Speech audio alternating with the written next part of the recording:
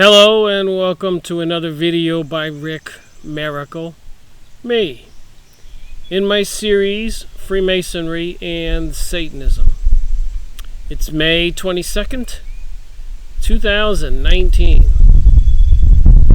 2020 is coming right upon us. Just think about it. 100 years ago, 1920. World War I was over at this time, 100 years ago, and the massacres, the murders in Russia, which was a predominantly Orthodox Christian country, the mass murder was underway. There's some reports, like on rents.com, that say 100 million Russian Christians were killed, not the Jewish people. It was the Bolshevik Jewish people that spearheaded the invasion, attack, assault, some people want to call it a revolution, into Russia. But when, during a revolution, would it be necessary to spend the next 10 to 15 years killing 100 million people? Some reports say 66 million.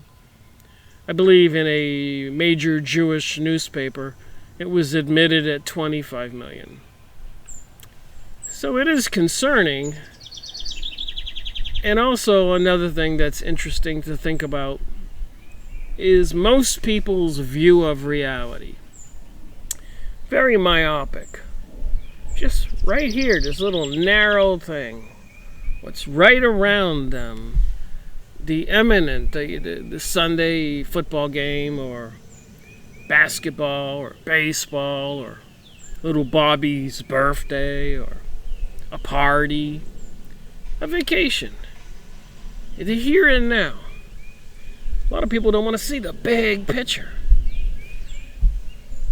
You look at what's been going on the last 300 plus years. I think 1717 is when apparently they officially created the Freemasons, according to this book I'm reading right now. The Hidden Secrets of the Eastern Star. Look at this picture. What do all those symbols mean? Dr. Cathy Burns. Important information included on the Rainbow Girls. So, Hidden Secrets of the Eastern Star. I'll be making a video on this. I'm reading it. But another one by Cathy Burns I'm reading is this one. A New World Order is coming. Who will rule? So what I'm trying to say, these two things are one and the same, both books by Cathy Burns, Dr. Cathy Burns. So the Freemasons, along with the Eastern Star, kind of Freemasons organization for women, and this symbol with the the United Nations symbol on the front of it, and apparently those olive leaves mean victory, according to a rabbi I was listening to. So a one world order is coming. Who will rule? And this thing here talking about all the deceptions and lies about the Freemasons and the Freemasons for women, the Eastern Star. So I do get people commenting to me saying, Rick, you're crazy. The Freemasons, they take good men and make them better. You can look that up. And then, of course, over there in France, they recently had a big conference somewhere over in Europe. And the Freemasons were bragging about what they had been involved with for the past few hundred years.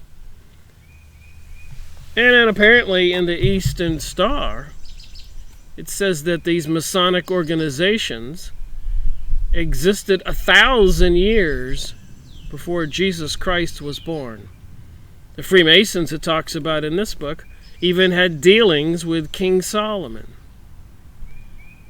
So wait a minute. King Solomon, the temple, they want to rebuild the temple now.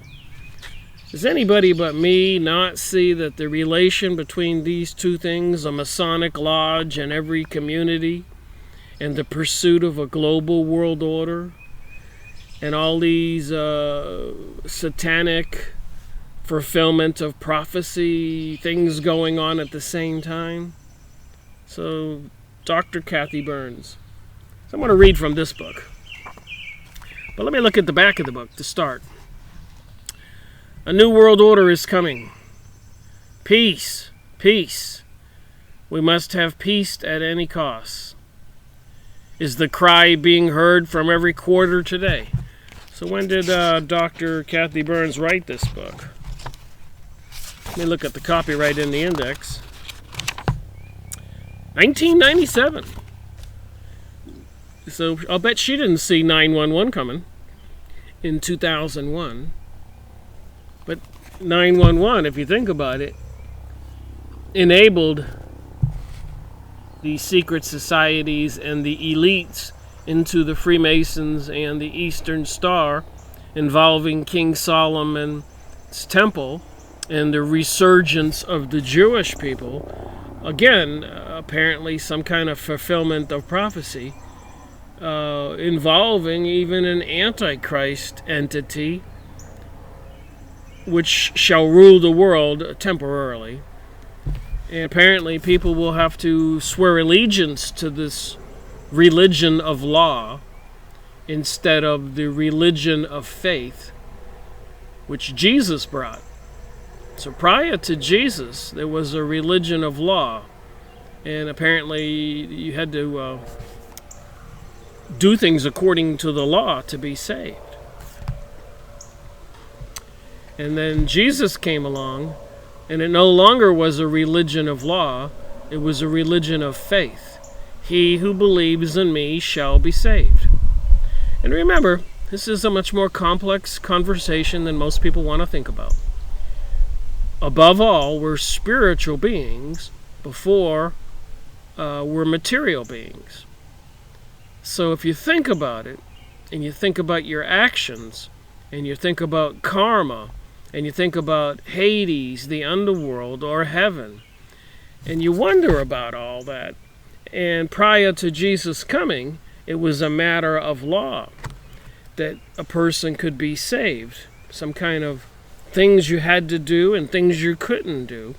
And apparently, we humans are sinful beings, and a lot of people couldn't be saved by trying to obey the vast amount of laws. I think 222 for the Jewish people that were delivered to the Jewish people when Moses went up to the mountain. For most people, it focuses around the 10 Commandments. Don't steal, don't kill, don't do adultery. And I think adultery means don't do perverted sexual acts. Pansexual, bisexual, sex with animals. You know, your neighbor's out of town and you sneak over there and try to get in bed with his wife. And things like that. And transgenderism. And number 9, don't covet and be envious about what other people have. And number 10, don't bear false witness. They may not be in that order. So that's the second 5. The first 5 is there's one God. Don't blasphemize God. Try to obey the Sabbath on Sunday. Honor thy parents. And don't worship idols. So it's not really that complex. But when Jesus came on the scene, the rules changed, and the New Testament isn't a method or a tool, a Bible, that says we have to be saved by obeying the law. It says we will be saved by professing faith. Now back then, after Jesus was born 2,000 years ago, 1,900 years ago, 1,800 years ago, 1,700 years ago, 200 or 300 years after Jesus was born and crucified, Christianity was on the rise. And even the Roman Empire leadership and probably Jewish people, Hebrews in that area, who were all opposed to Christianity. People who professed to believe in Christianity were killed. And apparently, according to biblical prophecy, those days will return when the Antichrist arrives and is declared the God of the world. And people who deny that and say that, no, Jesus was the Savior, and if you believe in him, you will be saved. And of course, those people, it is said, will be executed. So, a horrible day could come on earth. And apparently it has everything to do with a one world order is coming. And involves all these people into the ancient religion of the rule of law. And apparently, even in the Bible, several places it mentions Satan and the synagogue of Satan, apparently controlling things on earth. But you can escape, according to the Bible, if you believe in Jesus when you die. So this world is a temporary situation. Yay? Nay? So they want to bring back the rule of law, and apparently in secret they passed something called the Noahide laws. And also apparently, if you go look it up, the government's already purchased 30,000 guillotines, the United States, probably other countries all over the world. And they've built a lot of FEMA camps and preparations of supposed to divide America into 10 sections. Some kind of crazy thing like the Hunger Games movie. The one world order. So peace. We must have peace at any cost. Is the cry being heard from every quarter today? If we don't soon agree to have a peaceful world, we may all die in a nuclear holocaust. So what will it take to have a peaceful coexistence? The answer given is the establishment of a one-world government. In addition to a one-world government, there will be a one-world religion and a one-world economy. What is also needed in a one-world government is a leader. Who will this leader be? And again, you cannot separate the religious, spiritual component from these activities going on the planet today. If you've been paying attention to it at all, they put the statue of Baphomet, the devil, in Oklahoma in front of the State Building, and then they moved it to Detroit, and then apparently to Arkansas. Super Bowl halftime shows, Emmys, Grammys, satanic rituals, Beyonce, Lady Gaga, Madonna, etc., etc. The lyrics in the songs from pop with Bieber and Miley Cyrus, satanic symbols and words. And these things have effect on us. And then the goddess of destruction, Shiva, and Kali on the Empire State Building. Eurovision, like the American Idol program. They had Conchita Wurst win the 2014 Eurovision contest. Conchita's a female sex part. Wurst is a sausage, a male sex part. And Conchita Wurst sang the song, "The Phoenix is Rising," and "You Can't Stop Us." So they're telling us they're going to bring us this one world order and we can't stop them. And a lot of people will probably acknowledge this. They've been programming, social conditioning people in America intensely after World War I. And even more so after World War II. They even brought America into the war in Vietnam and brought a lot of drugs and heroin and acid and marijuana and everything into the country to destroy us from the inside.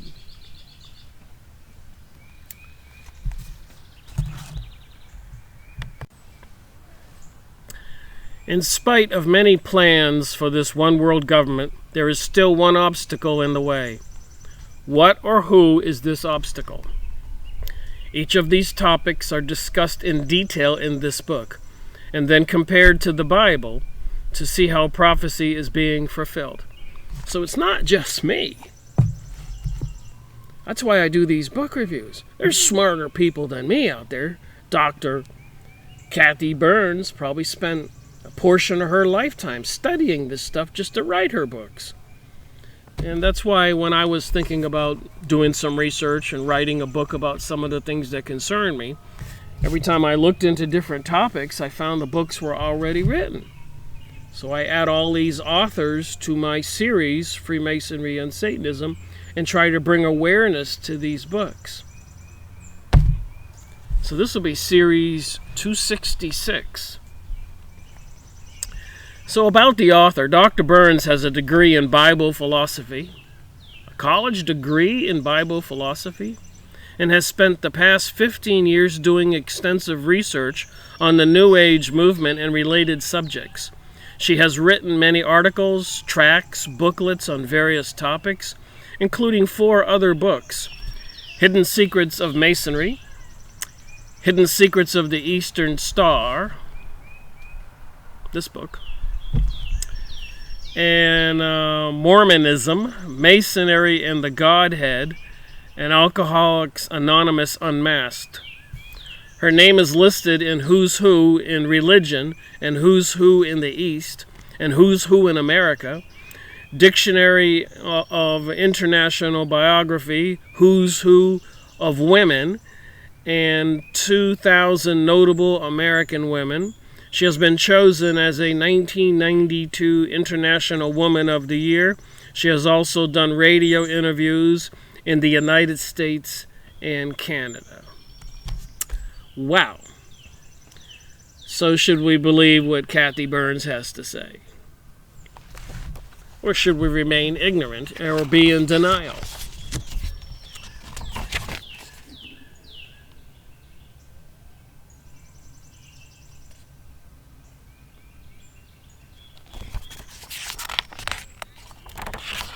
So some of the table of contents here, of course, I said earlier, 1997, 4 years prior to 9/11, which seriously accelerated the destruction going on in the Middle East. And you can look up maps of Greater Israel and the Odin-Yinyon plan. Apparently, a guy by that name, I'm probably saying it wrong, came up with a plan to topple all the countries in the Middle East so they could expand the created state of Israel to the old property boundaries of the ancient kingdom of Judea, a kingdom that was ruled by the law. And then 1,000 years later, when Jesus came, Christianity grew and took control of the world, where people who were Christians, probably 1/3 of the world, were ruled by faith. When they died, if they believed in Jesus, they were saved. Period. Martin Luther had a couple hundred years ago, had a big battle with the church. He was one of the members of Catholic Church. Catholic means universal. And they were even charging people money to be saved or forgiven for sins, and selling people the rights to be a bishop or something, and a cardinal if you had money or you had a particular nobility, a duke or a prince or something. And so here comes Martin Luther saying, whoa, I'm reading the text. And back then they wouldn't make the Bible available in German or English and for the public to read. So people didn't know any better. But he was an insider, a scholar, a priest, that he knew that if you believed in Jesus, you were saved. So really, I hate to say this, but it doesn't matter what happens to us in this created reality. If you're blessed to have a healthy life or whatever, and you're living and you're eating and you believe in God, there's a reason why we're here, I believe. But also these things that are happening around us, we have 2 choices. We can pay attention and decide if it's right or wrong, or we can ignore it and believe that ignorance is bliss. I guess 3 things we can do. Or we can join the dark side. Sell your soul to the devil, so to speak. Which apparently is what a lot of people do and have done throughout the past few hundred years, probably forever. And some knowingly and some unknowingly, they get deceived even by these organizations, the Eastern Star, Freemasonry for Women.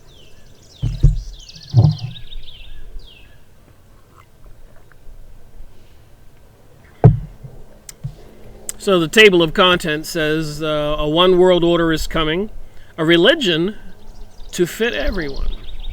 So how do you combine Satanism with Christianity? I mean, in the Godhead, God, and the angels in heaven, it's in the Bible, there's angels, and Jesus, with the underworld, the Hades, hell, and the fallen angels. Maybe someday in the future, everybody will get back into one, or the evil forces will be destroyed forever. But right now on planet Earth, apparently we have a lot of evilness going on. Murder, things you're not supposed to do in the Ten Commandments, stealing, controlling the money, causing depressions, recessions, and all kinds of propaganda and threats, terrorism, sustainability, global warming, controlling the weather, microwave transmissions, etc. Even in California, they just passed a law that they're going to be teaching children in first grade through fourth grade, sex education, which is quite explicit. Do you really want to see a 6, 7, or 8-year-old being taught these things? I don't. But apparently this is part of the satanic portion of this religion, and that's been going on for a long time, even according to Sabbatai Levi in 1666, who claimed he was the Messiah, a Jewish Messiah. And he said the way to be saved was through sin. If you couldn't do it by being good, you may as well be bad. But of course you had to dedicate yourself to being really bad. In his case, he married a prostitute, and so much more. It was quite bizarre. And weirdly enough, a good portion of the Jews all over Europe and the world, the Middle East, were embracing this idea from Sabbatai Levi. Crazy? World citizenship, a new economic order. His number is 666. What will the Antichrist be like? Differences between Christ and Antichrist. Footnotes, biography, index.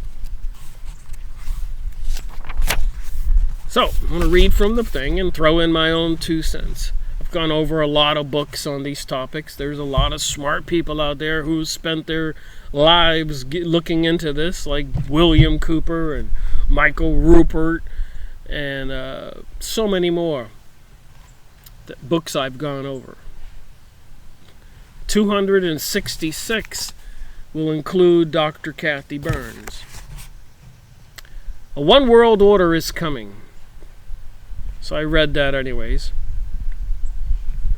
Lord Beveridge of England maintained. I read everything before I make a video. Beveridge of England maintained, world peace requires world order. World order requires world law. World law requires world government. In a book written by attorney William Sheehan entitled Stop Global Drift, the author decried the drift of nations towards a nuclear holocaust and presents the solution to be a world federation. So in my opinion, things like 9/11, World War I, World War II, and recessions and depressions and assassinations, all these things have been focused and brought about intentionally, this chaos and anarchy, so that they could get their one world government. They will make it so bad that people will plead for it. People will actually join them in hating Christians and saying religion is responsible for all this turmoil, when that's furthest from a truth. These secret societies did it, but they want to blame it on the Christians or blame it on the Islamic people, and probably the Buddhists and the Hindus and the Zoroastrianisms and other good people. When they went into Central, South America, North America, those natives weren't Christians, but they slaughtered all of them. They're evil. Albert Einstein states, Mankind's desire for peace can be realized only by the creation of a world government. With all of my heart, I believe that the world's present system of sovereign nations can only lead to barbarism, war, and inhumanity, and that only law can assure progress towards a civilized, peaceful humanity. Jawaharlal Nehru comments, I have long believed that the only way peace can be achieved is through world government. World government is the most obvious solution to the problem of war. Claims David Ziegler. He continues, world government is a frontal attack on the problem of state sovereignty. Advocates of world government identify state sovereignty as a major cause of war. They wish to deprive the individual states of both the ability and the excuse to use force in their own behalf to settle disputes. Under world government, force would be centralized under one authority. Now think about that. Who's controlling things right now? According to CNN, surprisingly, the Jewish Political Action Committees, PACs. You know, they can give like so much money to a politician. Let's say somebody who wants to be the representative of New York in the next election, 2020. Or they can give the money to the Democratic opponent. But who's going to do what they say? And probably they pick the Democrat versus other people who would like to be the Democratic candidate based on the one who will do what they say. And apparently even the Republicans, there'll be several people who want to be the Republican candidate. So they'll pick the one who will do what they say, the Jewish political PACs. So they actually control both the Democratic candidate and the Republican candidate. So no matter who wins, they win. And so if there's 90 different PACs and they give $10,000 to the one that will do what he's told, probably came from one of the secret societies and organizations, and he's already been tested and quizzed, they know they're people. But people like me or you or people who would be a decent political and honest candidate won't get that money. They don't have a chance. It'd be a miracle upon miracles. And if you are an insider and then later on change your mind, you want to do the right thing like President John Kennedy, well, we know what happens to him and many other people. Go look up John Kennedy's famous speech. Or also, if you're going to write that down, Benjamin Friedman, a well-known Jewish man's famous speech. So there have been insiders who have come out and told the truth. Usually they get taken out. I mean, they even were friends with Saddam Hussein of Iraq. Later on, they took him out. They were friends with Gaddafi of Libya. They took him out. They were in and out of Iran and all kinds of countries. Up and down on Venezuela. Now, apparently, President Donald Trump has just sent a fleet of ships to the coast of Iran for intimidation.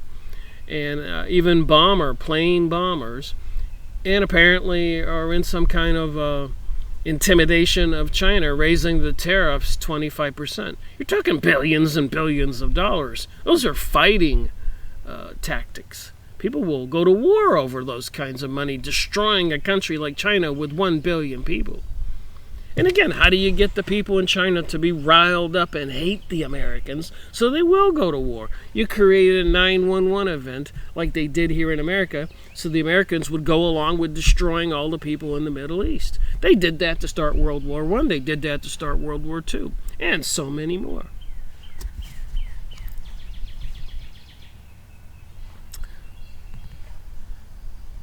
Advocates of world government identify state sovereignty as a major cause of war. So they want to control the world. They've been having these secret societies, even the Eastern Star, Freemasonry for Women, Freemason organizations, Illuminati organizations, Rosicrucian organizations. Club of Rome, Knights of Malta. The list is 1,000 long, 2,000, maybe more. I've gone over one book where it names all of these secret societies. Apparently, Synagogue of Satan organized groups, including the Kabbalistic, alchemy, witchcraft, Zionist people who want to go away from being saved by faith, and even books like To Eliminate the Opaque, Your Ability to Believe and Have Faith and Be Saved, by Rabbi Marvin Antelman, the leader of the Jewish Congress of America. He was trying to tell the truth. All right, Euthant brags. I don't know who Euthant is, probably one of the leaders of the United Nations.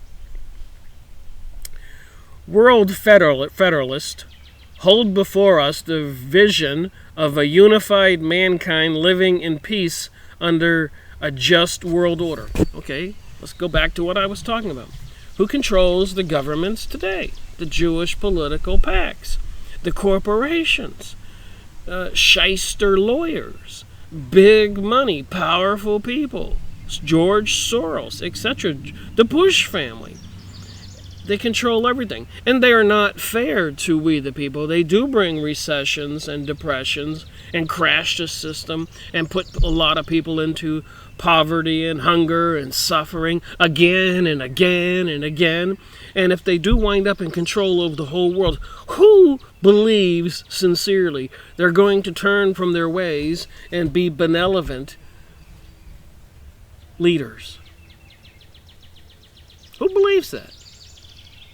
Did it get any better in Iraq after they destroyed it and killed Saddam Hussein? No, it's just a continuing disaster. It's even in a recent press release, they're dealing with a serious suicide problem in Iraq. And then you'll get some Americans watching this video going, well, that's good, let them all kill themselves and all of that. All I have to say to anybody who thinks like that and everything else, watch out. You're going to leave planet Earth. You're going to wind up behind the veil in the spiritual realm. Decisions have been made. Stupidity and ignorance is not a good thing. Those people in Iraq never deserved what has happened to them. And if they're going to attack Iran, they do not deserve what is coming next. Hell on earth, fire from the sky, just like they do in Palestine every day. They don't deserve that. And think about it, all that area, that's just south of Germany and Russia and all those countries where a lot of us came from. They mingled with those people in the Middle East 1,000, 2,000, 3,000 years ago. That's where most of us came from. The same place where they're killing all of our distant relatives. People don't think about that. But apparently God, in his infinite wisdom, he knows what he's doing when we leave this planet. And he sent Jesus Christ. And they gave us a pathway to avoid the disaster after we leave planet Earth when we die by believing in Jesus.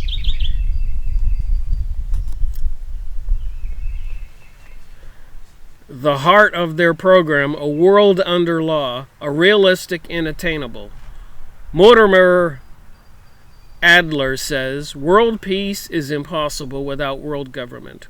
Winston Churchill said, quoting Winston Churchill, spending $40,000 or more dollars a year on alcohol and who knows how much money on gambling, and said that war makes him happy. Got a lot of crazies that wind up being our leaders. George Bush Jr., you're either with us or against us. George Bush Sr., out of chaos and anarchy will come the New World Order. You can look this stuff up. Benjamin Netanyahu, look up what he says in Fink's Bar. They're going to destroy America into a third world country. Benjamin Netanyahu, Fink's Bar.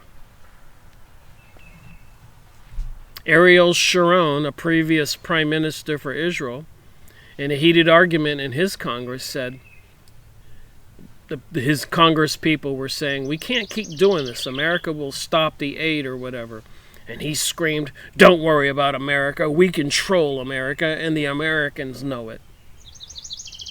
I could quote and quote and quote. I got a big, thick book this big, the size of an encyclopedia, full of the things that these people said, but yet nobody wants to believe it.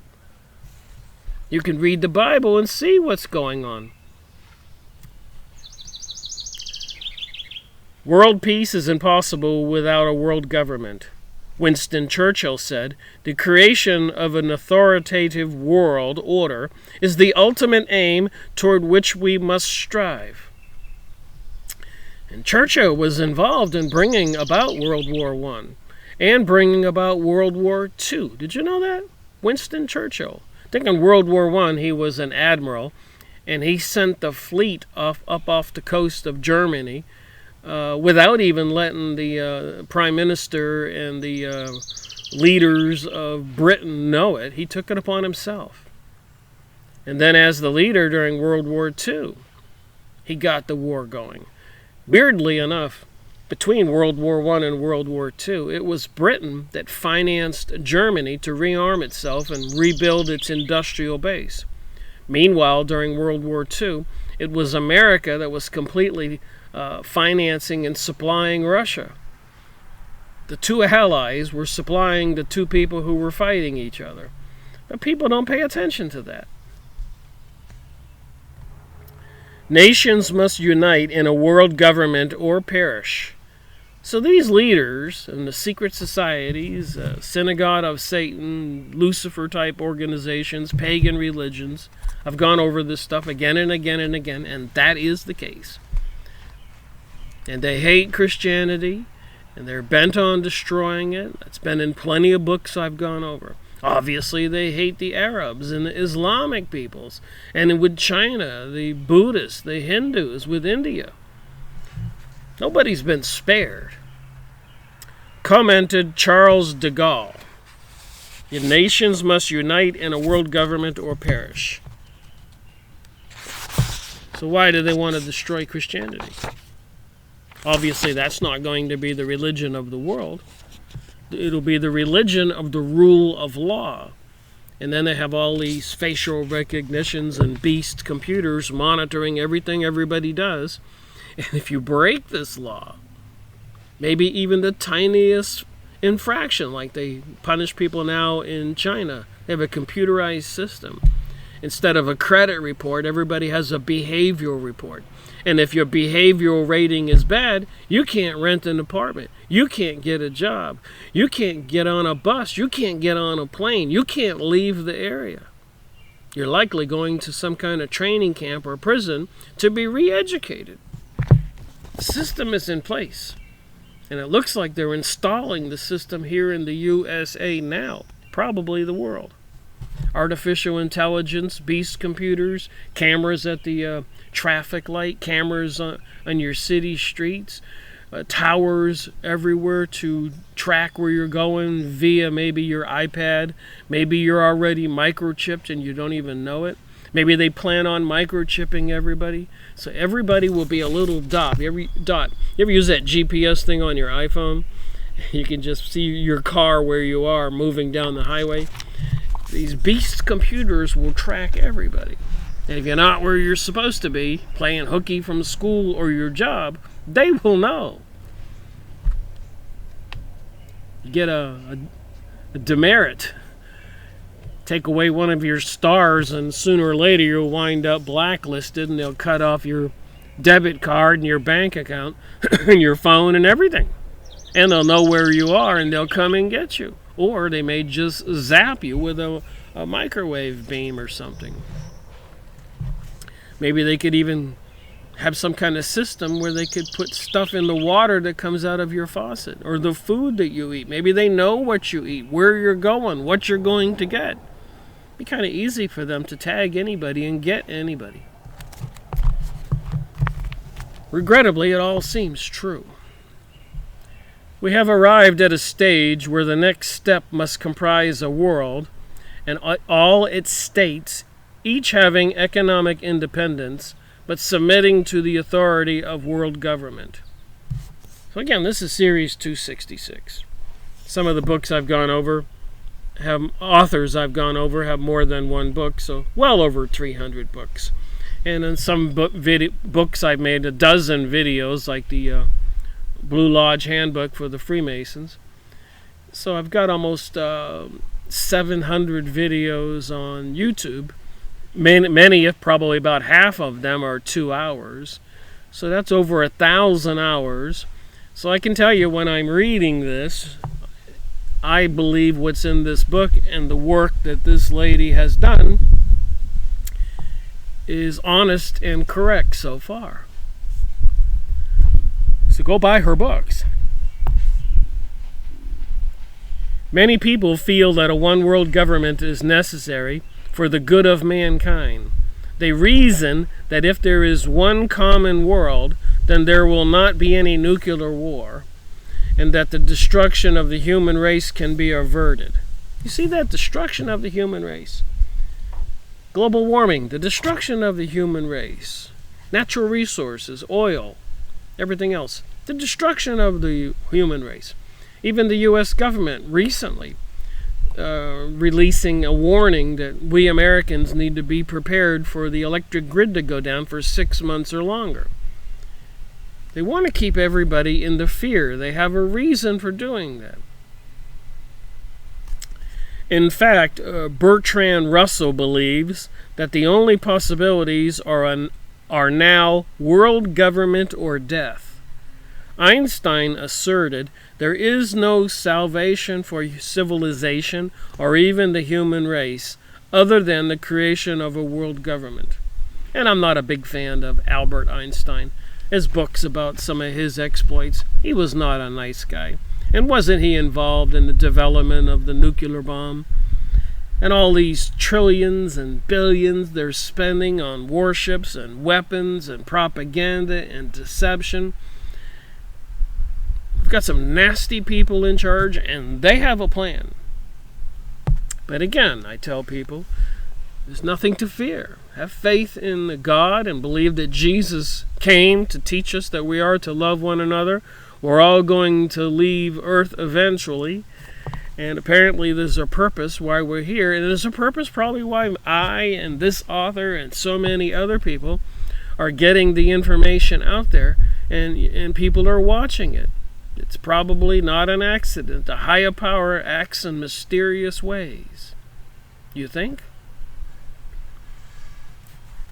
They call it the Great Awakening. So people can wake up and not have any fear. You can't really protect your wealth or your money or your property. They could break you in a minute. You don't pay your taxes. They'll take everything. They can destroy anybody anytime. Think about it. How are you going to fight that? You can't fight that. Collectively, we could probably ward it off. But people need to wake up and speak up. There's only a few of them, and there are many of us, billions of us. And I like to make a joke, 692 of them. I'm being silly, but there's just a minute amount of them compared to how many of us there are. Proponents claim that another advantage to world government is that terrorism should decline. They're bringing us the terrorism. Of course, if they control the world, they don't have to continue bringing us the terrorism. They're responsible for 9/11, the people who control our reality. Webster Tarpley's book, Webster Tarpley, 9/11 Synthetic Terror. And there's so many other books I've gone over. So many people. Go watch David Icke. Go watch Alex Jones. I don't care if you like all those guys. They speak a lot of stuff that you need to listen to. Some people claim Alex Jones is in bed with the Zionists. Well, he certainly has put out a lot of information that is anti-globalism, and the Zionists are globalism. And of course, people do change. They can even be cloned, and it could not be the same Alex Jones that was on there. Or could be blackmailed, or money. People can change. Bad people can make a decision and become a good person. A good person with good intent could become famous and popular and turn towards the dark side. And that's happened plenty of times. But these people, they talk about a lot of truth out there. Even during the presidential election in 2016 with Hillary Clinton and Donald Trump. Larry Nichols was on Alex Jones' show quite a bit, telling all the dirty details about Hillary Clinton. This is stuff people need to know.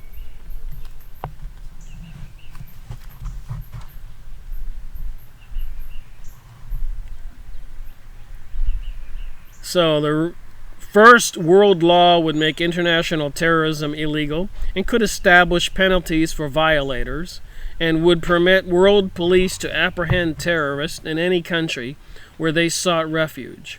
And second, there would be less likelihood of terrorism for political reasons. There we go. So terrorism is a political tool to motivate the minds of the population, like they did in 9/11. They didn't have 9/11, and they went in there and invaded the entire Middle East. The United States citizens would be in an uproar, back like they did during the Vietnam War. And obviously I can't read this entire book. I usually only get to a couple pages by reading this and throwing in my 2 cents. But I encourage people to go get books like this. Give credit where credit is due.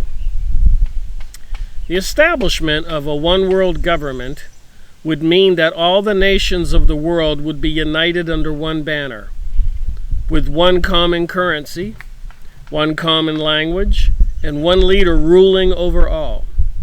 This world government would also have a world tax, a world law, a world police force, a world army, etc.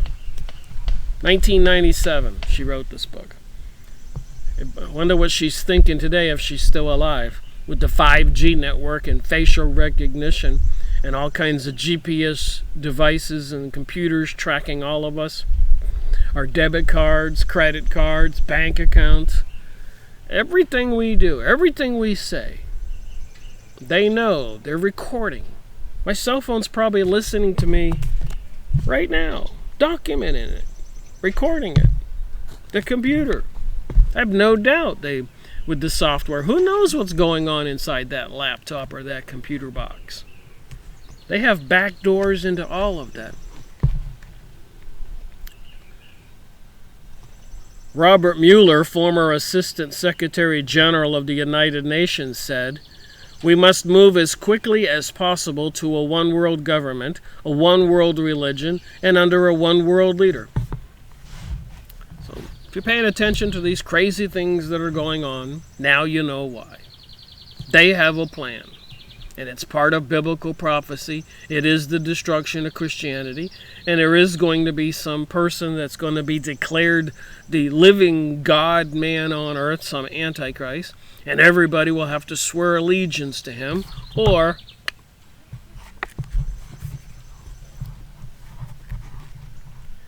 in one letter urging people to become world citizens, Mr. Gary Davis, coordinator of the World Government for World Citizen, relates, "As a registered world citizen, you have the opportunity to help evolve the just and democratic world laws." They don't listen to what thing we say now. Why would they listen to us when they do get complete control? Think about the Hunger Games movie, and you probably nailed it after they depopulate a good portion of the people from the planet. In other words, they killed them. World laws to be enacted by a world parliament, administered by a world executive, controlled by a world court, and enforced by a world police force. Emphasis mine throughout. So this author has put in bold letters some of these things that are being said here. So the author, Cathy Burns, put those letters in capitals to try to emphasize that we need to listen to the stuff that these famous people who control our world have said and documented. This group issues world passports, world citizen cards, world identity cards, world birth certificates, and world marriage certificates. I live in North Carolina, and I think on my driver's license, in 2020 or something like that, you're no longer going to be able to get just a state driver's license to use as ID. You're going to have to do paperwork and qualify to get a federal approval on your driver's license. And some of the states have been fighting this, but as we all know, the globalist will eventually accomplish what they want. Wouldn't it be wonderful to go anywhere in the world and be able to use the same currency you use in your own country? Wouldn't it be great to travel throughout different countries and be able to converse with anyone you wanted to without having a language barrier? A common language, currency sounds wonderful, don't they? Perhaps this utopian dream sounds wonderful, but can it be as fantastic as it sounds? Let's review a few facts before you make your final decision. First of all, who are the main promoters of the one world government? Actually, a world government is one of the main goals, if not the main goal, of New Agers, atheist, communist, and humanist. The Humanist Manifesto 2 urges us to move toward the building of a world community. Lawrence Albert, a proponent of the world government, tells us that there are a number of organizations in the United States alone. Now, a lot of people don't understand communism. It is a police-controlled socialist reality. And if anybody thinks, well, socialism is great, they're going to take care of me, think again. People are going to be required to go to work. And no excuse. They're going to know everything you're doing, everything you say. You're going to be tagged and monitored. And the communists came out of the Bolshevik Jewish invasion into Russia after World War I. Why did they do that? The same people who planned World War I. Because Russia was policing the Jewish people for the previous couple hundred years. So the Bolshevik Revolution, which wasn't a revolution, was a planned coup to abduct the Tsar and his family and kill everybody. And they spent the next 10, 15 years killing up to 100 million people.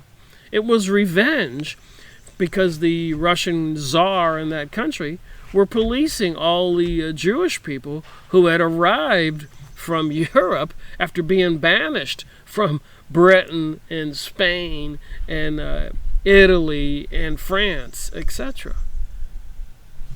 So where did they all go? They went over there to the mid-central Asia around North Middle East, and they couldn't get complete control into the Middle East because the Arabs, the Mohammedans, Islamics were in control with the Sultan out of Turkey. So they couldn't go in there. So there's this vast plains between Russia and Europe, now called the Ukraine and Poland and Belarus, etc., where they did go. And when they did go there, they started a lot of problems, which is why they were banished from Britain and France and Spain. The Jewish people with their peculiar Kabbalistic religious rituals and activities and beliefs and teachings.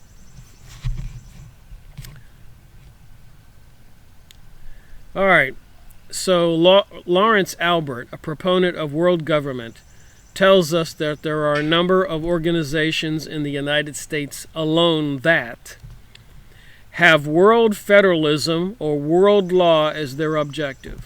Among them are the World Federalist Association, the World Federalist Political Education Committee, the American Movement for World Government, Campaign for World Government, World Federal Authority Committee, Federal Union, Inc., the World Constitution and Parliament Association, Common Heritage Institute, World Peace through World Law Center, World Without War Council, and World Citizens Assembly.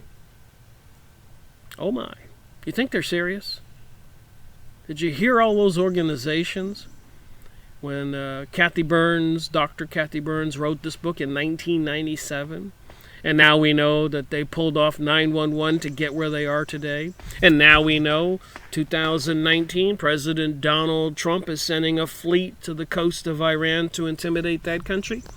And all kinds of rhetoric in the news about going into Venezuela, a country with apparently a vast supply of oil and gold mineral resources. There's no reason for the people to be starving there. But they have to cut off the food supplies and the money supplies and fence off that country from the world to bring it economically to collapse, so that the people will suffer, so the American people and the world's people will allow them to go in there and take over the country because they don't control it. This is why they have to go after Iran, because they don't control it. And that's why they're installing all these monitoring systems and microwave transmitter systems here in America, because the American people eventually will get wind to this in such a number that they will revolt. So they have to have plans for what they're going to do, a controlled mechanism, kind of technologies that they can probably pretty much zap anybody like a mosquito that they want to. Crazy, you think? Should read this book, or many of the other books I've gone over. Albert also informs us, within the United States Congress is an outstanding organization, has grown up in support of the idea of substituting the rule of law for the rule of force and violence. Members of the Congress for Peace Through Law, that's the name of the organization, Members of Congress for Peace Through Law. And apparently, in secret, they passed something called the Jewish law, Noahide laws. And apparently one of those laws is it's punishable by beheading if you're worshiping a false deity. And they're denying that Jesus Christ was the Savior, the Messiah. So anybody who's a Christian could be accused of heresy. Part of also biblical prophecy, the attack again on the Christians. 1700 years ago, 1800 years ago, they tried to get people to denounce Jesus Christ, and they wouldn't, and so they executed them. It was the law of the land back then, and they want to make it the law of the land again. FYI. This is a bipartisan, bicameral organization whose membership has increased greatly since its inception in 1966. So this has been going on quite a while. It now has 110 members, more than 1/5 the total membership of Congress. 49 of its members sponsored a resolution introduced in 1974 in both houses of Congress calling for world institutions strong enough to stop any nation from making war, capable of assuring disputes, reliable enough to be entrusted with such powers. In other words, world government, which is, according to these books and many others I've gone over, absolutely anti-Christian. And according to all these symbols they've shown us in TV programmings and movies and celebrations and events, there's been a plethora, no shortage of satanic symbols everywhere. Even that tunnel opening in Switzerland, they had a demon dropping from the sky, if you can believe that. And on a railroad car, a bunch of people with some kind of cloth on them, they looked like they were naked. They were having a giant orgy. Think about Sodom and Gomorrah, all the things that happened in the Bible. The Jews being dispersed all over the world for 2,000 years. And before that, they were dispersed and taken into captivity. And according to the Old Testament, because they were worshiping and sacrificing their sons and daughters to these demon deity gods.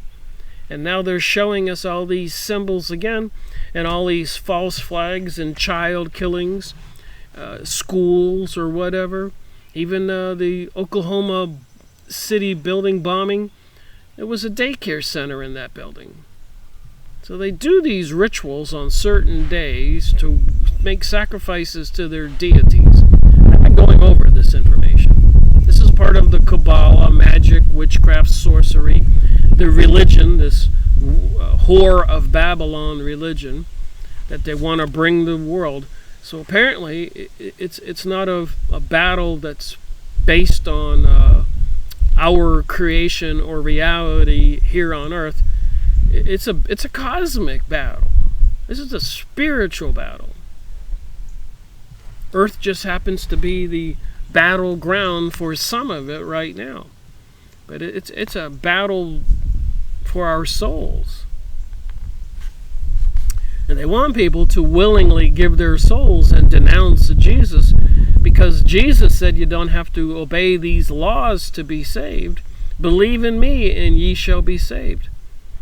That's like, oh my. If you're playing Monopoly, that's a get out of jail free card. So one death to save people from punishment or whatever happens to people after they die. Jesus Christ being crucified. Verses prior to that, and apparently they want to return to it, sacrificing animals, probably even humans, to atone for the sins, or to get the deities, entities from the other side to do favors for them, or even kill other people for them. Like I've gone over with even the Hawaiian kahunas, the witch doctors, can control all these disembodied spirits, or spirits that were never in a body, and they can send them out to possess somebody, attack somebody in Hawaii. I've gone over this on Max Long's book. And if you need to look up any video of mine, you can just put Freemasonry and Satanism and Max Long, L-O-N-G. And in your search result, you'll come up with those videos. But I'm sure most people know how to search to find a particular book review. Just Rick Miracle, Max Long, things like that. So it's pretty common in Hawaii, this kahuna religion, that these witch doctors can be hired to kill somebody, and they'll send the spiritual entity to attack that person. And apparently they possess the person, and the person dies of something called a wasting disease. They lose all their energy, they don't eat or drink, and they just go downhill on their health. And if you take them to the hospital, the doctors can recognize it.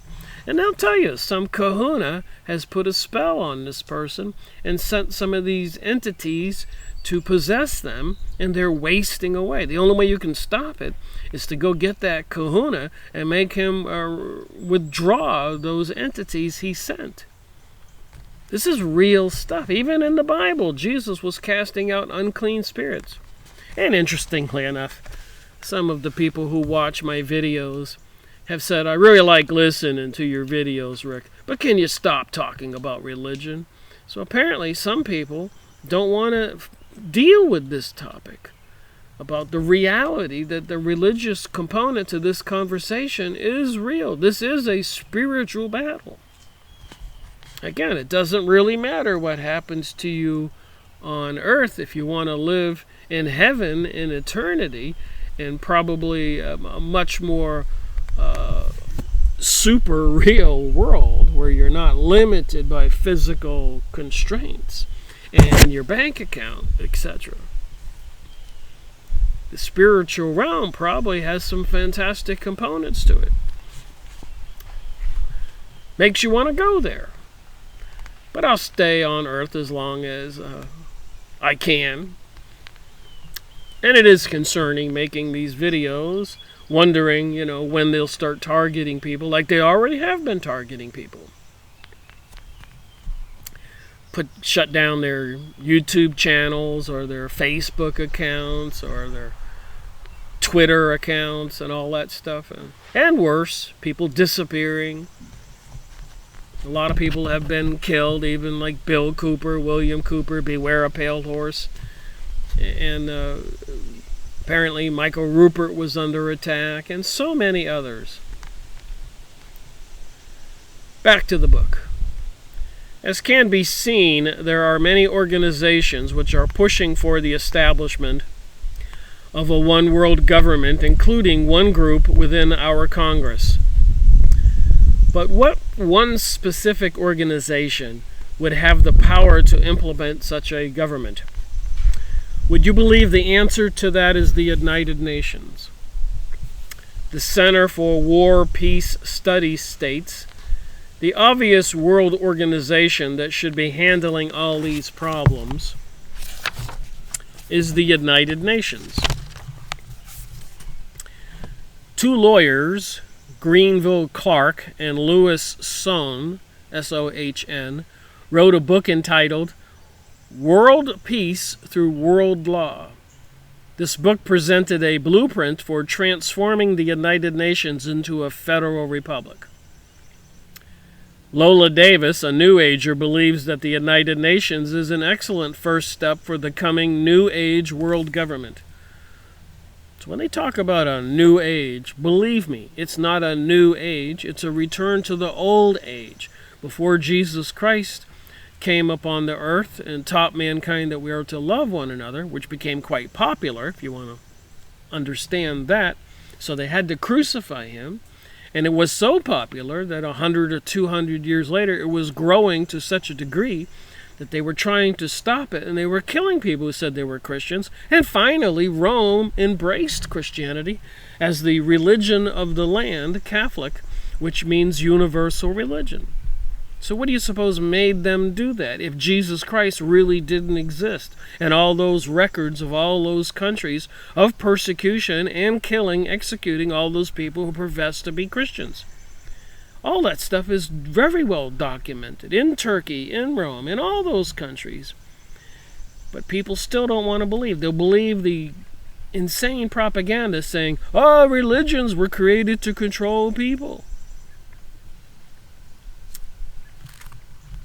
The Sanhedrin in the news now, you can check it out. That's the religious leaders, legal leaders of the Jewish people. It's like their government religious organization has called for the dismantling of the United Nations and an assembly of these Sanhedrin Jewish people to be the judges and rulers of the world. And apparently even Israel today has been putting things in the news, requesting Putin of Russia and Donald Trump of the United States and others to support rebuilding King Solomon's temple and enforcing Noahide laws.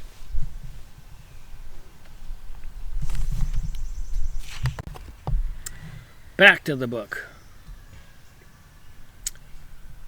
Many other individuals and groups also suggest that the United Nations should be given the right to control a world government. Since the UN seems to be the probable group to establish a world government, let's look at some of the United Nations background. And that's probably why they're sending a fleet of ships off the coast of Iran. You know, they're slowly dismantling countries that would be powerful enough to stop this world government.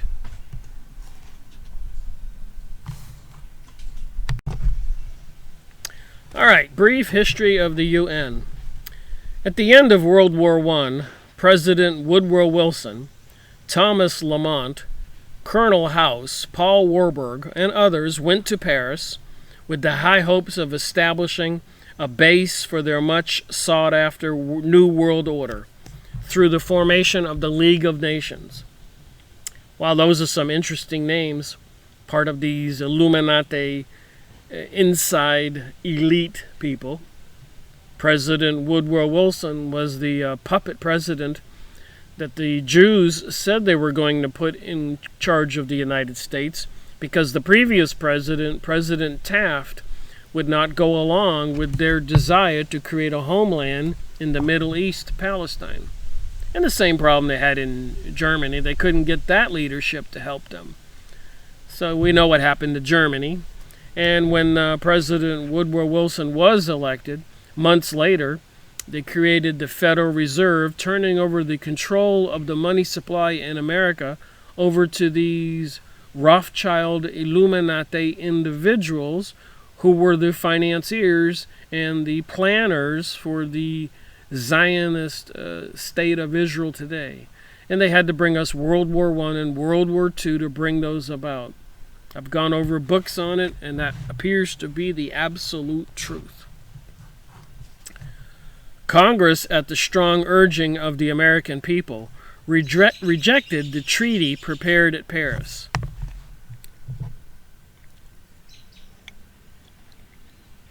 So the League of Nations, they could not get control of. So they canceled that, and then they came up with the United Nations. And now, apparently, the Shahendran over in Israel wants to dismantle the United Nations because they can't control it, just like attacking Iran or Venezuela or anybody else they can't control. And once they get control of the world, does anybody believe it's going to be some kind of utopia or paradise for us? If you do, go read the Protocols of Zion and watch my videos on that, or the Jewish Utopia by Professor Higger. Go look up that on my videos. So many more. This is series 266, 1,000 hours of videos I made since September 2013. This is my 6th year making videos, and I started my research in 2005, so this will finish up 15 years of research. I woke up in 2005 when I turned 50 years old, and I went to Costa Rica, and I sat at a tiki bar in Jaco Beach on the Pacific Ocean, and I was the only American sitting there drinking an El Presidente beer. And the foreigners said, "We feel sorry for you Americans. You don't know what's going on in the world." And they proceeded to tell me a lot of things. And I decided when I got back to Florida to look into it. And, you know, and I've already experienced 9/11, 2001. That was 2005 I woke up. I didn't wake up at 2001. I mean, as much as everybody else, became aware that there was some oddities about that it didn't appear to be some Arabs. But, you know, it takes a lot to get a person to wake up. But those people told me some things, and when I got back to Florida, I went on my computer, and I started looking up one thing after another, and it kept on being, this is true, that was true, this is what they said is true, that was true. I actually got so angry, I jumped in my vehicle, went to Barnes & Noble, looked for the books that were supposed to be there on these topics, and the books were there. So I said, wow, this is really crazy, and I decided I would try to escape. 2005 and 6 I woke up. In 2007, I went up to Maine and I bought 55 acres of land, opened up another business similar to the one I had in Florida and Maine. My business was in downtown Bangor, and across the street was an old antique bookstore. And I always liked to read, so I went in there. I was perusing around and discovered a lot of books on psychic research and all these other things I talk about. And I just woke up little bit by little bit, realizing the reality of the world was different than what I thought. That's the story. I'm sticking to it. So here it says here, Congress, at the strong urging of the American people, rejected the treaty prepared at Paris for the League of Nations. Since their hopes had failed, these internationalists pursued other avenues. One such area was American education. So way back then, World War I, one thing they targeted was American education. So slowly they had to re-educate Americans. Propaganda. They owned the newspapers. They controlled the school system, the medical system, the economic system. They crashed the economy since 1913 at least 8 times, probably 9. So in other words, they allow we the people to amass some kind of wealth. Then they'll crash the system, blame it on a depression or something. People can't pay their bills, pay their taxes. These entities take everything. again and again and again and again. Do you think they're going to do it again? Of course they're going to do it again.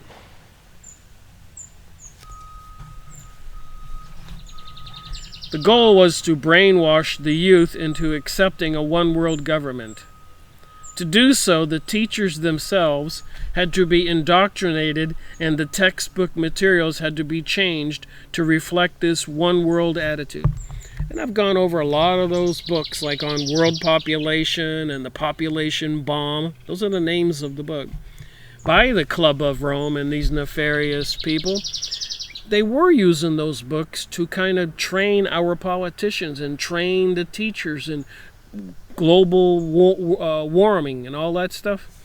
It was a slow, methodical, social conditioning, programming of the population, and they realized if they kept bashing us with this information, enough and enough and enough, they would wear us down, and we would accept it.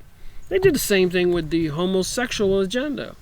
2007, 2008. I'm driving down the highway from Florida to Maine. The people on the radio at 2 o'clock in the morning are having a talk show saying, well, that didn't pass the vote in the Senate. 30% of the votes were for gay marriage and 68% were against it. And I remember the speaker on the radio at night said, well, I guess it'll never get passed in America. But I remembered one thing. I'd seen this before in Florida prior to that, when they tried to get the lottery approved in Florida. It was voted down by the people of Florida. And I remember watching on TV some news people talking to this expert, and he says, well, we're going to try again next year. We just have to continue to educate the population, the people. And so they had a vote year after year, and they had these big billboards that said there's so much money going to be going towards the school system and the students. And so finally, after year after year after year after year, the people relented, and it finally passed. People threw up their arms and said, I don't care. And the same thing with the gay marriage thing. It went from 68% opposed to 65 to 62 to 59 to 55 and eventually to 49, and they won. And they bragged about it in the news. And now the people who still are opposed to homosexual marriage and transgenderism are called haters. And they will use that to wear down the population to finally destroy Christianity. They have time on their side. But people, like I started this video, are just so myopic. Only look at right now. 2019. They don't see 2022, 2023, maybe 2019 November. We don't know when they're going to do something. President Donald Trump just sent a fleet of ships off the coast of Iran to intimidate them, to show of force, because apparently they're saying that they're doing some nefarious activities. And the one that's been at war the most, 100 times in the last 100 years, would be America. How many wars have Iran started? The United Nations has been anything but a peaceful organization. All these elites have been bringing us all this world destruction, chaos, and anarchy. They have a plan. And apparently it aligns with biblical prophecy. And it's a spiritual battle. Why we're all here and having to deal with this, I don't know. But we are here. We have to deal with it. We have a choice to make. I'll stick with Jesus Christ, preaching that we are to love one another. I'm not particularly desirous to go to the underworld or Hades. Anyway, so now we're talking about the United Nations. Have they gone to the underworld and pagan religion and some kind of demon deities? Or are they sticking with Christianity? United Nations, Christian organization or pagan, Kabbalistic cult organization? I think it's a rhetorical question because most people know that there's a meditation room in the United Nations with all the occultic symbols. Even the map like this with the reefs around it has some kind of significance. So they have to teach the teachers and everybody else back then about the one world attitude, which means they need to bring it at us, and terrorism and all this economic threats and oil and food and water, global warming, sustainability, on and on and on and on, Christian haters. They know what they're doing. And they're intent on gaining their global world order. Joy Elmer Morgan, former editor of the NEA Journal, stated, "In the struggle to establish an adequate world government, the teacher can do much to prepare the hearts and minds of children for the global understanding and cooperation. At the very top of all the agencies which will assure the coming of a world government must stand the school, the teacher, and the organized professional." Another avenue was the organizing of the Council of Foreign Relations, the CFR,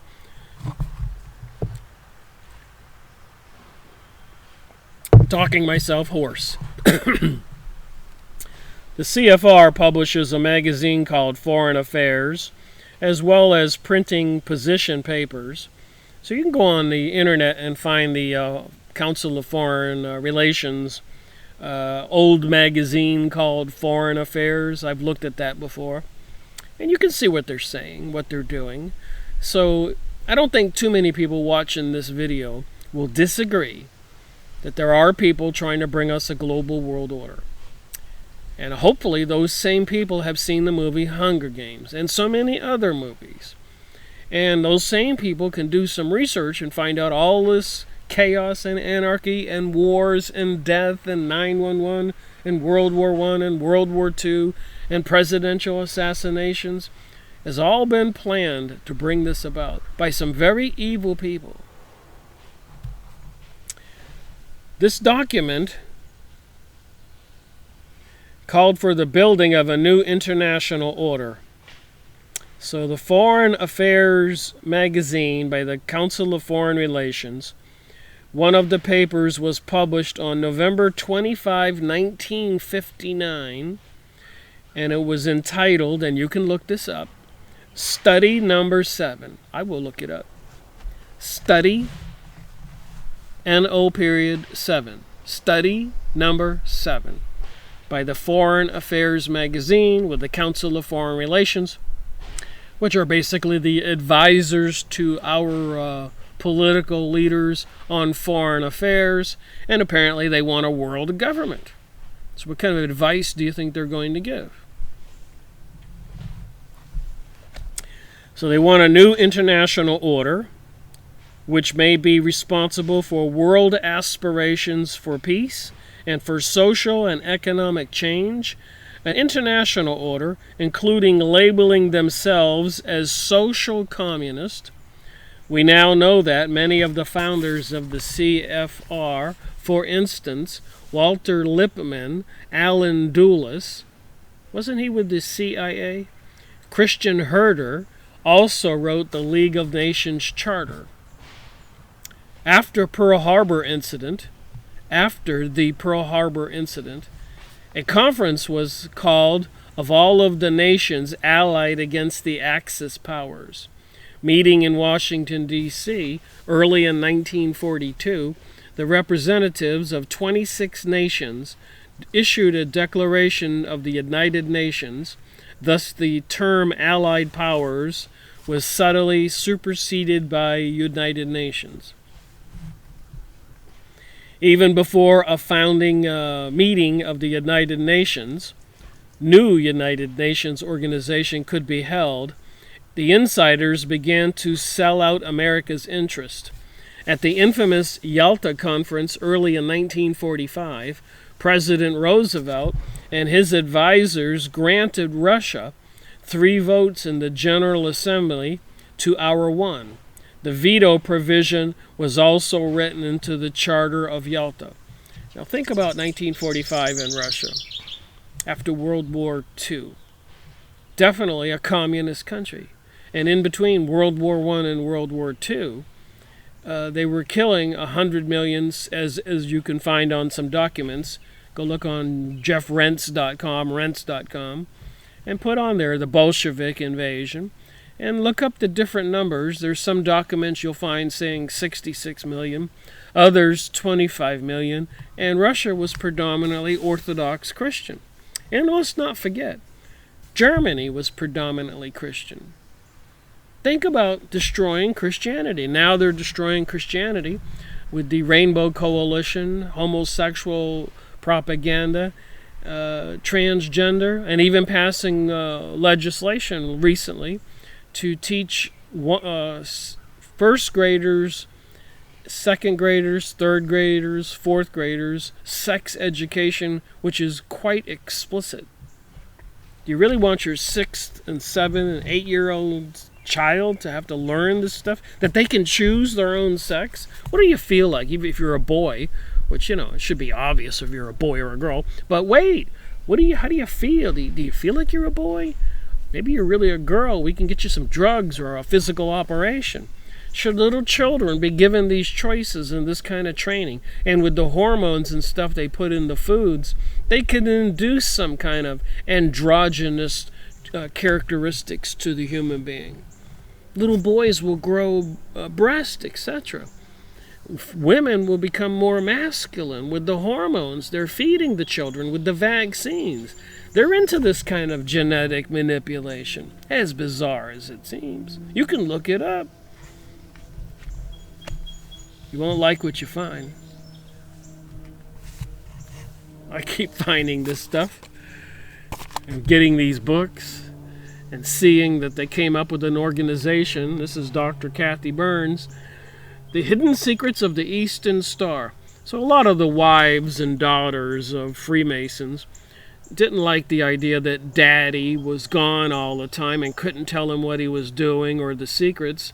So it says right in this book, so they created the Eastern Star for women so that they would be involved into this cult also.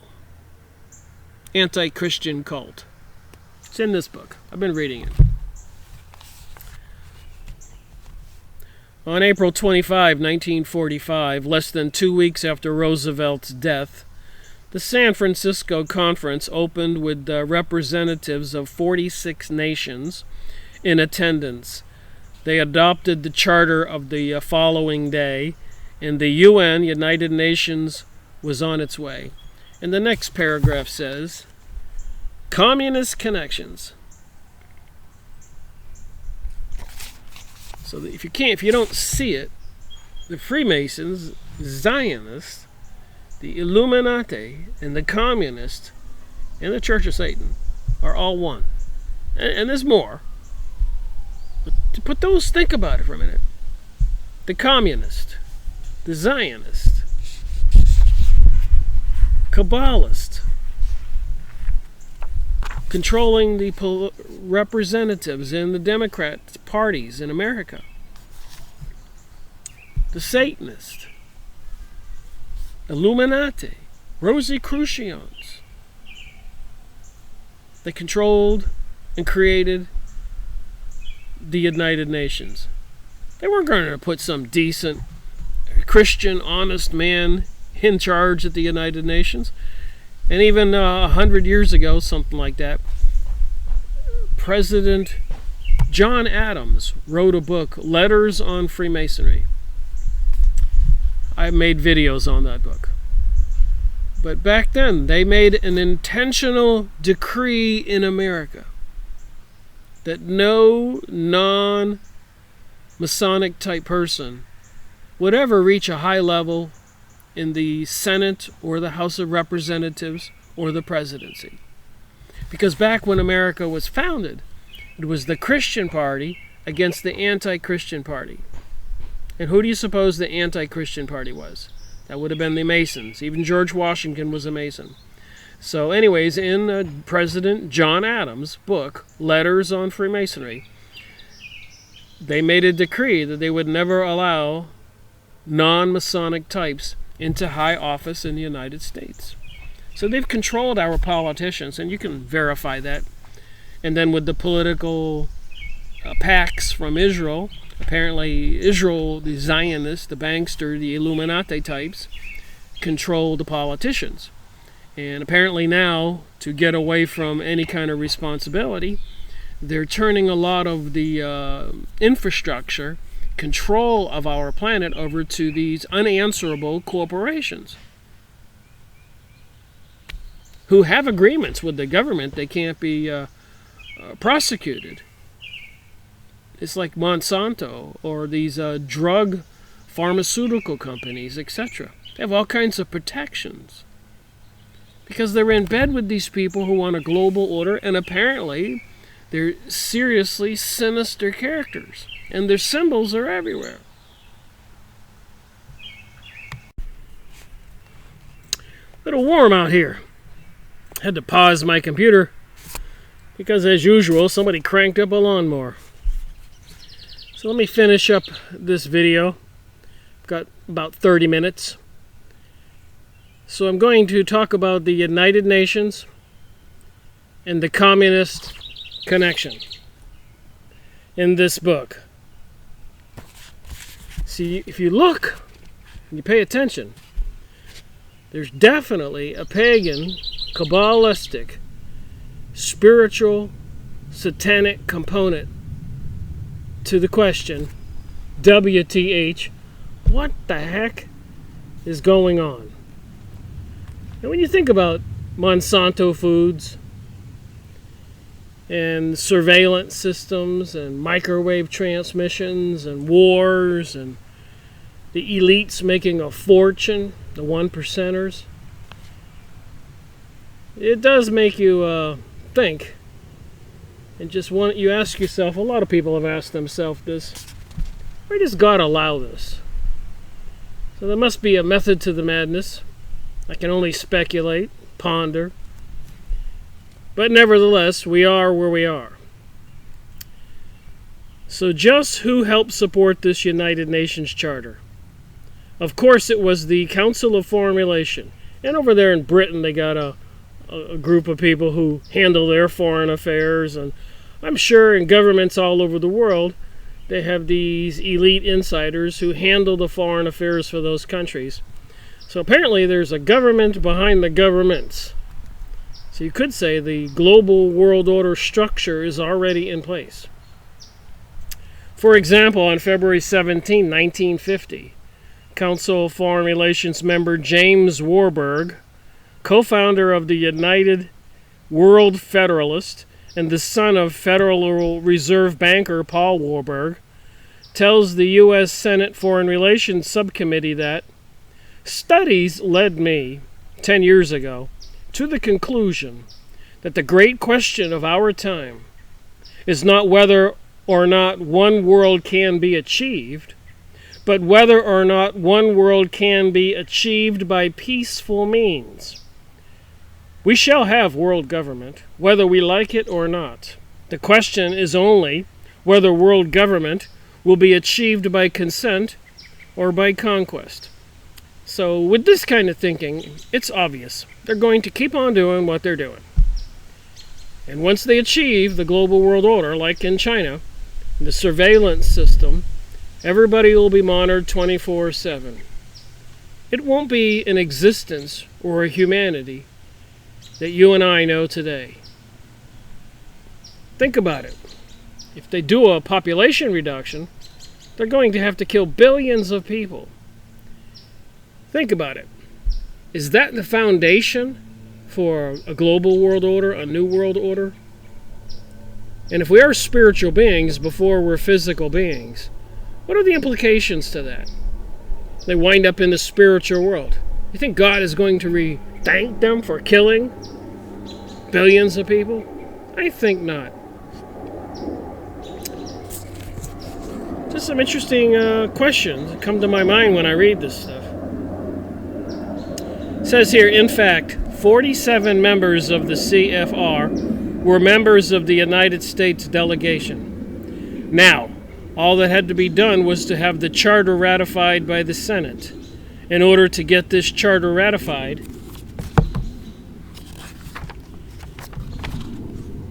much misinformation, according to Dr. Cathy Burns. In order to get this program passed, much information, misinformation, was spread to the American people, just like 911. In addition, it was kept from the public that the UN was designed to promote the cause of world socialism, the aim of the USSR. Well, ever since the Bolshevik Revolution, where the Jews went in there and killed up to 100 million Christians and destroyed the Christian churches, but not the Jewish temples. You may wonder if it is fair to suggest that the United Nations is promoting the same goal as communists. Like I said, communist, Zionist, Freemasons, Illuminati, Church of Satan, Bohemian Grove, Bilderberger groups, Club of Rome, Knights of Malta, Rosicrucians, etc., etc., etc. It's all part of the same satanic forces. Anti-Christian forces.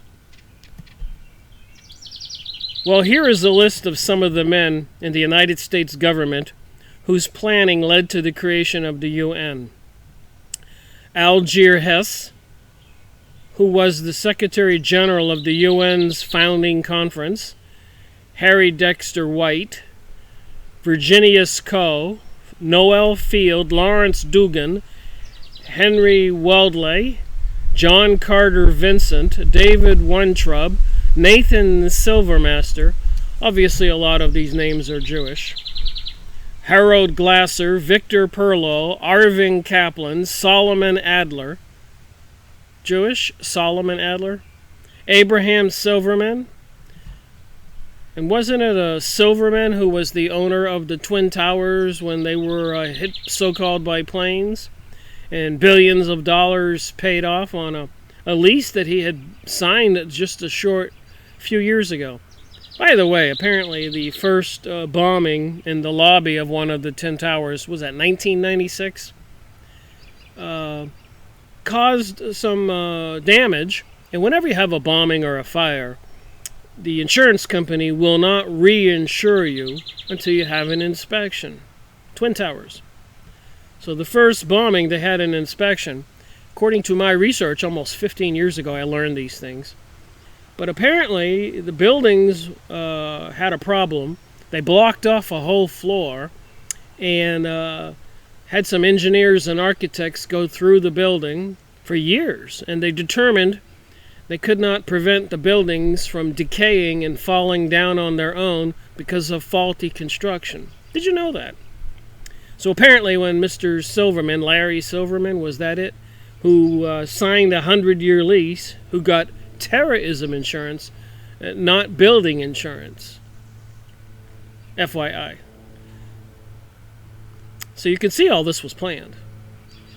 William Ullman, William Taylor, John Foster Dulles, and I've come across these names again and again and again. Illuminati, involved with the CIA, Council of Foreign Relations. What is quite interesting is that all of these men, with the exception of John Foster Dulles, were later identified in sworn testimony as communist agents. So if the communists are the Zionists, the globalists, you can see who's behind all of this. And these are from the Synagogue of Satan, as it says in Revelation 2.9, 3.9, the Synagogue of Satan, which is an anti-Christian religion. The battle that Jesus talked about 2,000 years ago has been going on ever since.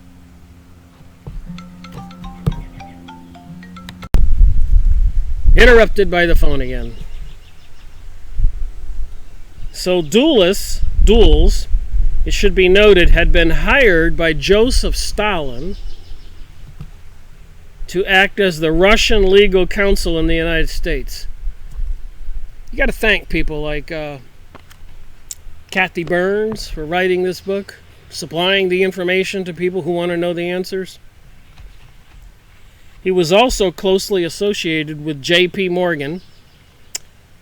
A few others involved in this endeavor were Edward Stinius, the new Secretary of State, Adlai Stevenson, and Nelson Rockefeller. Interesting names. Tells a story. So 100 years, they've been pushing hard on this global world order. Re-educating, deceiving we people. Wearing us out with all the chaos and anarchy.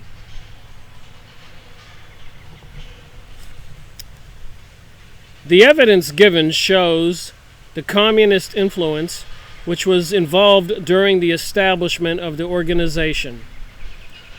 And all indications are that it has maintained a socialist slant to its affairs. Earl Broder, a former leader in the U.S. Communist Party, said in his book Victory and After, the American communists worked energetically and tirelessly to lay the foundations for the United Nations. So it wasn't the Republican Party. It wasn't the Democratic Party. It was these communist Illuminati banksters, Zionists, Church of Satan folks, who controlled the Federal Reserve and the money, who control the Republican Party, Democratic Party. So people out there who are Democrats who hate Republicans, and vice versa, people who are Republicans who hate Democrats, you better wake up. You're targeting the wrong enemy. It's the Zionist, communist, Satanist, Illuminati, mystery religion of Babylon. From the results of my research and stuff I'm reading in this book, you can get a one world order. The American communists worked energetically and tirelessly to lay the foundations of the United Nations, which we were sure would come into existence. Alger Hess, who was later convicted as a communist traitor, became the acting Secretary General after the establishment of the UN. So no wonder they have occult pagan symbols at the United Nations instead of Christian. The April 16th, 1945 issue of Time magazine called him one of the State Department's brighter young men.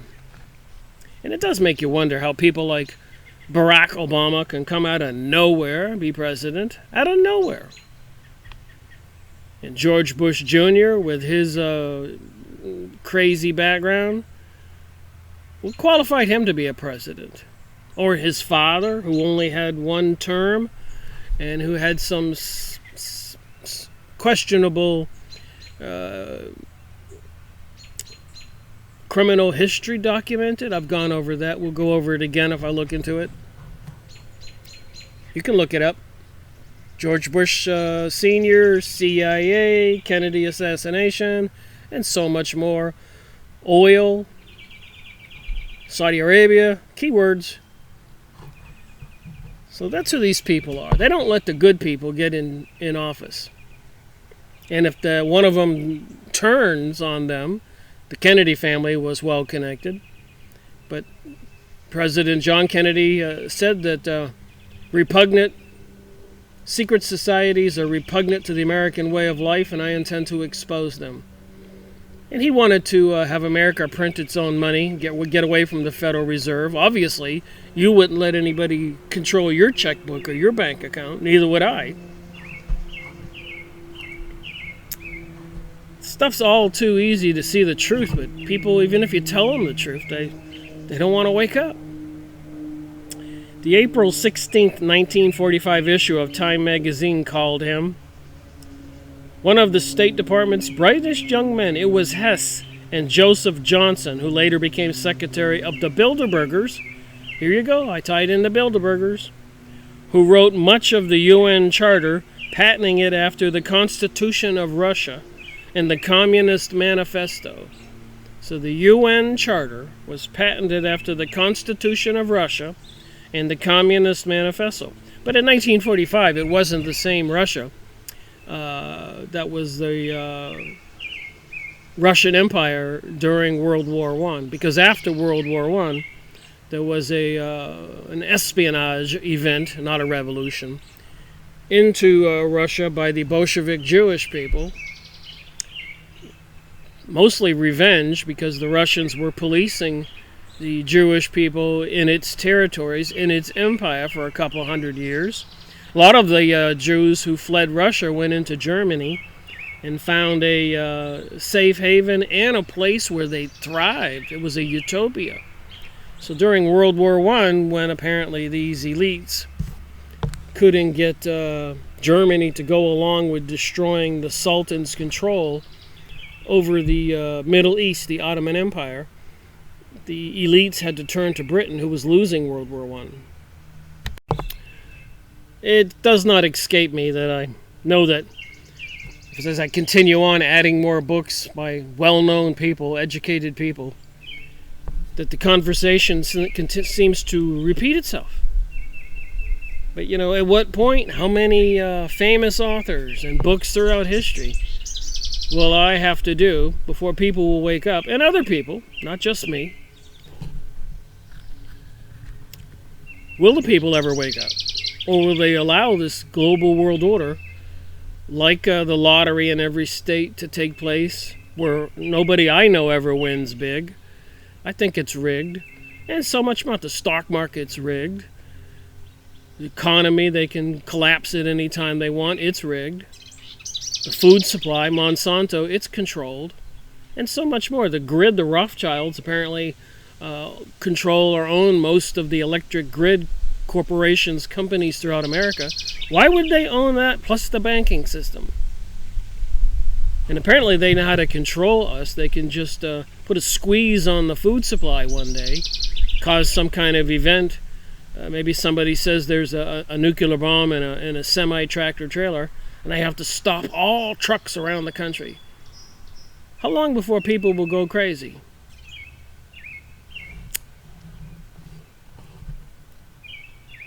All right. So it was Joseph Johnson, who later became secretary of the Bilderbergers, who wrote much of the UN Charter, patenting it after the Constitution of Russia and the Communist Manifesto. Back to the book. Not only were many of the drafters of the UN Charter communist, but the Constitution of the USSR is almost identical to the Constitution of the UN. In addition, the seals of both the UN and the USSR are very similar. So even their seals are similar. And remember, in Russia and most of Europe, you can't talk about the Jewish people's involvement in revolutions and anti-Christian attitudes, even though you can go watch their rabbis say the same things I'm saying. One video I was watching, the guy commented to the young lady speaker he was bringing onto the podium. He said, "I'm Israeli. I can do whatever I want to." I couldn't believe he said that. He goes, "I'm Israeli. I can do whatever I want." So apparently they believe because they are Israeli, these people, they can do whatever they want. The rules that apply to everybody else does not apply to them. Will this video be restricted because I just said what that guy said over there in Israel at a conference I showed in a recent video?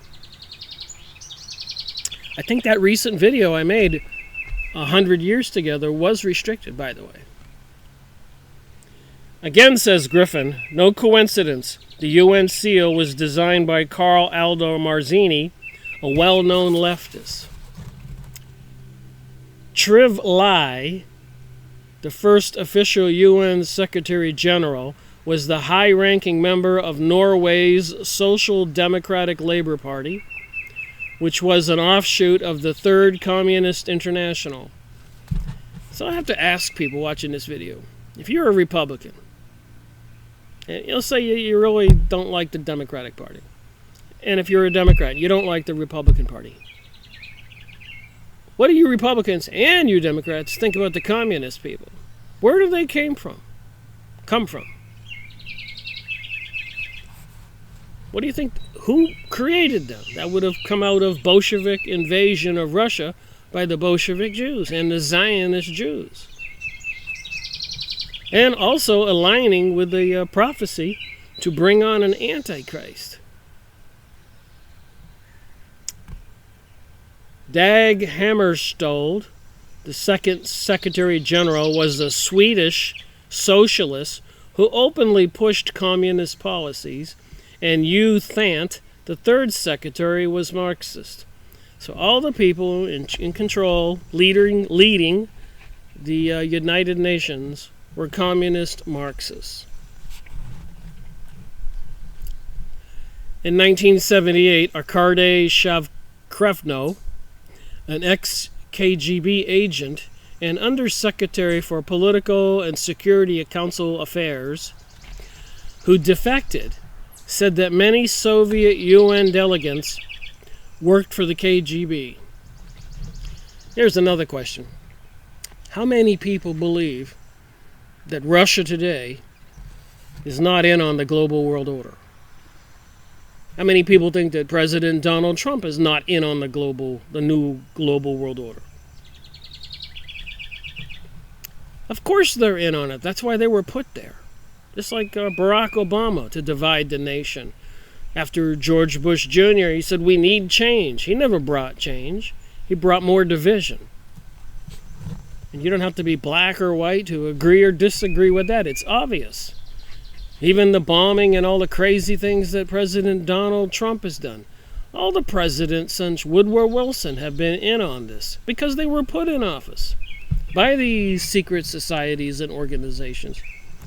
And a lot of them have family ties. Their parents and grandparents were in the same organizations. Like I said, 100 so years ago,